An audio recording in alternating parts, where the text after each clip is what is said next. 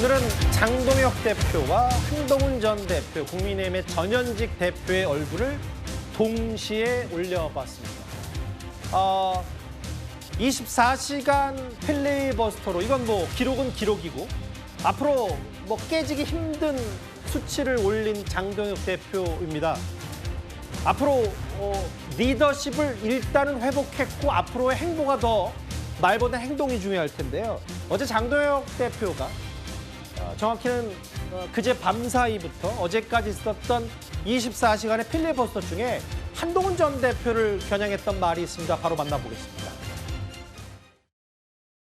찬탄 반탄 분열이 한심하긴 하지만 국민의힘이 내란 정당이라는 전제부터 거짓말이다. 한동훈 전 대표 등의 동참이 없었으면 윤석열 탄핵도 이재명 권력 탄생도 그리 쉽진 않았을 것이다. 당내 군기에 몰린 자신의 정치적 입지를 살리기 위한 소위 기록계획이 쇼였다라고 볼 수밖에 없습니다. 자기 지층들에게 자신의 어떤 위상을 다시 한번 확인시키기 위한 그런 결속 차원에서의 모습이었다라는 거고요. 박홍근 의원은 장동혁 대표 필리버스터를 평가절하했는데 앞서 잠깐 봤지만 장동혁 대표는 한동훈 전 대표 등의 동참이 없었으면 윤 전 대통령 탄핵도 이재명 대통령 권력 탄생도 그리 쉽지 않을 거다. 한 사설, 한 칼럼을 인용하면서 이렇게 얘기를 했어요. 근데 뭐 당내에서는 또 평가가 장동혁 대표 이번 필리버스터로 리더십을 조금 회복하는 계기가 됐다라는 평가도 있습니다. 근데 잠시만요. 최성 평론가님. 네네. 저하고 한동훈 전 대표 SNS 내용을 한번 볼 텐데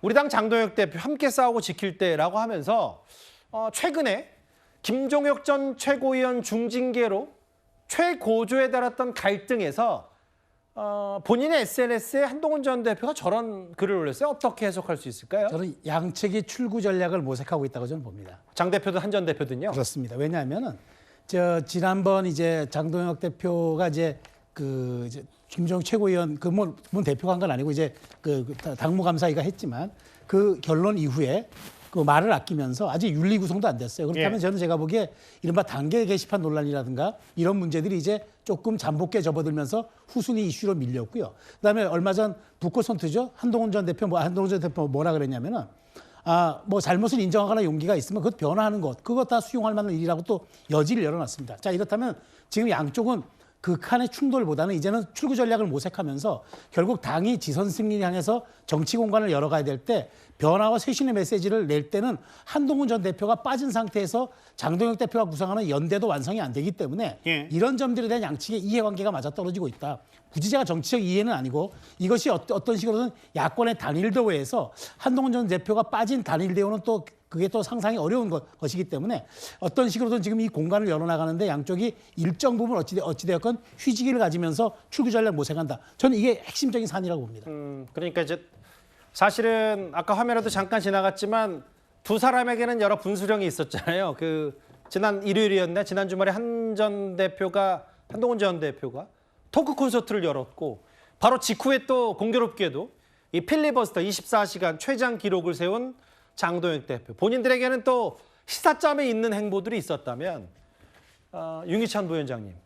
사실 오늘 오전에까지만 해도 당의 중진격인 김성태 전 의원이 왜 중진들은 이 장한 갈등, 한장 갈등을 관망만 하냐라고 했었는데 한동훈 전 대표가 일단 고생했고 같이 맞서 싸울 때라는 의미를 아까 최성 평론가 말처럼 이제 휴지기를 갖고 약간의 화해 모드로 변화할 수 있는 계기라고도 보실 수 있는 거예요?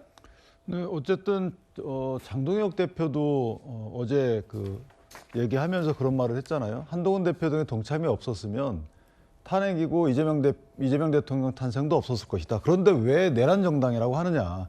이 얘기는 관점에 따라서는 이게 한동훈 대표를 부정적인 측면에 대한 어떤 제시다. 이렇게 볼 게 아니고 한동훈 대표 등이 사실 그때 탄핵에 찬성을 했기 때문에 이재명 대통령도 나왔고 또 윤 전 대통령도 탄핵이 됐기 때문에 왜 이런 한동훈 대표가 했던 이런 일들을 무시하고 내란 정당이라고 하느냐. 여기에 또 포커싱이 있게 되면 사실 관점에 따라서는 이게 두 사람의 아까 말씀하신 대로 출구 전략의 일환이다라고 볼 여지도 있는 것이고 예.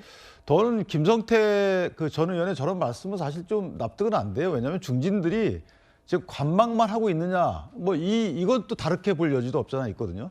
뭐냐면 중진들이 관망만 하고 있냐라는 그 포인트가 한 전 대표와 장동혁 대표 등 지도부의 싸움을 말리지 않느냐 이렇게 볼 게 아니고 이재명 대통령 정부의 여러 가지 전횡, 그다음에 민주당의 이 전횡 이거에 대해서 왜 중진들이 나서지 않느냐 이렇게 봐야 되는 게 아닌가요? 예. 저는 개인적으로 지금 글쎄요 풍전등화한데 집안 단속부터 저렇게 중진들이 나서서 하는 게 아니고 야당에 준 국민들의 어떤 의무인 그 의무 수행에 있어서 왜 중진들이 소극적이냐 이렇게 얘기해야 되는 게 맞는 것이고 예. 마치 한 전 대표와 장동혁 대표 지도부의 싸움 때문에 우리가 당이 잘 안 되는 것 같은 이런 관점을 갖고 보는 거라서 저는 개인적으로 저 관점에 동의하지 않습니다. 예. 동의하지 않는다고 하셨어요. 다만 조금 전에 한동훈 전 대표가 이제 장동혁 대표 이름을 거론하면서 필리버스터 최장 기록에 대해서 고생했다는 취지, 함께 맞서 싸우자는 얘기. 양쪽의 출구 전략 아니냐는 해석도 동시에 나와서요. 알겠습니다. 2위 국민의힘 당내 사정. 사실은 윤 전 대통령이 법정에서 증언을 할 때마다 이 마이너스가 될 수밖에 없는 지금 구조이기 때문에 2위까지 만나봤습니다. 그러면 지금까지 들어온 여러분들의 목소리를 만나볼 차례입니다. 첫 번째 댓글입니다. 폭로는 이제 그만하고 아마 법정에서 진실을 밝혀주세요. 아마 박나래 씨 의혹 말씀하시는 것 같아요. 태국 찍고 캄보디아 돌고 관광하고 왔냐? 황하나 씨 비판하신 것 같습니다. 온 가족이 국회의원급이네. 국회의원급. 김병기 원내대표 특혜 의혹 말씀하신 듯하죠? 아예 국회를 없애고 국민투표로 큰일을 정하자는 목소리도 내주셨고요. 마지막 보겠습니다. 국민연금, 퇴직연금을 왜 환율 방어에 사용하냐라는 취지의 비판이신 것 같은데요. 댓글 5개 모두 감사드립니다. 이제 환율이 큰 걱정이긴 합니다.